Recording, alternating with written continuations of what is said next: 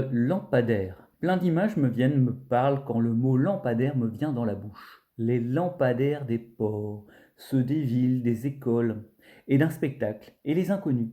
Quand j'ai entendu pour la première fois le sketch des inconnus sur le lampadaire, j'avais déjà à l'époque une expérience de vie des lampadaires. À l'époque, cela fait 30 ans, hein, ce moment des inconnus me faisait marrer à chaque fois que je l'écoutais.